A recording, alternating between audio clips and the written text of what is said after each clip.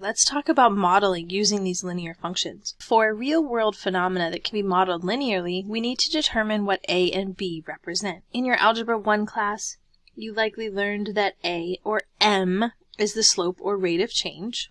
This term is usually called the variable term or the change term because it determines how the value of the function is changing.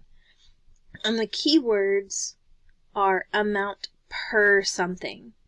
And we encounter these linear rates every day. Miles per gallon, cost per item, charge per minute for cell phones, and the key word here is per. These are examples of rates of change. And rate of change is just another fancy word for the slope. You may also have learned from previous classes that b is the y-intercept for y equals f of x. In other words, when x equals 0, y equals b. And this term is usually called the fixed amount or initial amount because it's the amount you start with at x equals 0. And so our key concept is this is a one-time fee. Let's take a look at how to apply this information. We have a cable company that advertises all of the premium channels that can be accessed for only $60 per month. Sorry, I left that part out. Let's write that in. That's kind of important. $60 per month with a one-time only installation fee of $50. So a one-time only installation fee, that is our initial amount or our one-time fee, our B, our y-intercept. The $60 per month, that's indicative of our slope. And now that we have these two values, we can actually create our linear function. We're going to call this function c of x.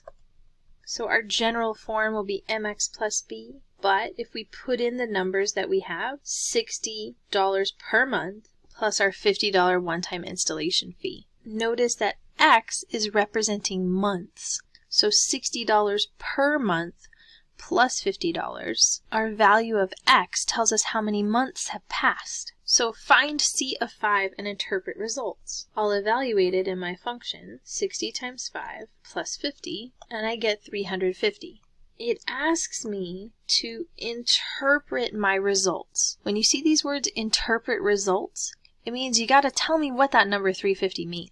In this case, $350 is the total cost of the cable for 5 months. We've got our installation fee, that one-time fee, and then we've got our payment per month.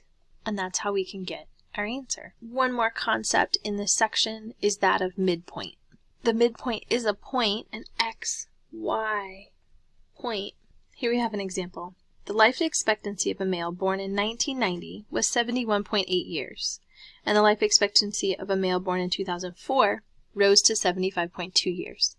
Estimate the life expectancy of a male born in 1997. So we're essentially finding an average of the x values and an average of the y values to get this midpoint.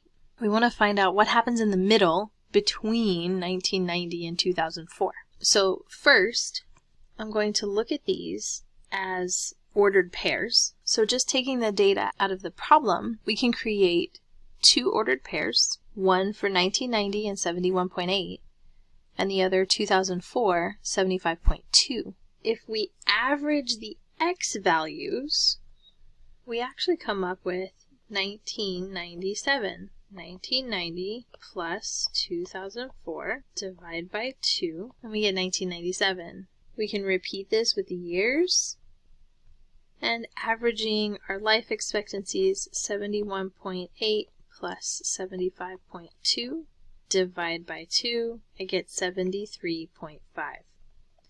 So in 1997, the life expectancy for a male is 73.5 years.